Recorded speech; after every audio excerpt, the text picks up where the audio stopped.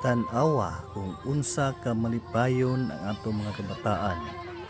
Sa dihang midawat sila sa amoang feeding program o gift giving nga gipangunahan kini sa National Priest Organization sa mga pari sa Iglesia Filipina Independiente sa Diocese sa Cabadwaran. Kini nga buluhaton sa mga kaparian, nahimo kini kada Disyembre matag tuig aron nga maghatag og gamay nga tabang, mga pagkaon, ingon man mga regalo para sa mga pinili nga mga kabataan. Ug kini among gipahigayon nga adunay kalipay sa among kasing-kasing ang matag usa.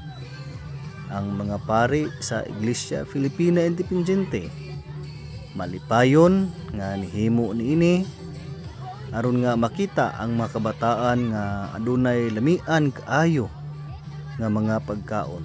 Daghang salamat kaninyong tanan.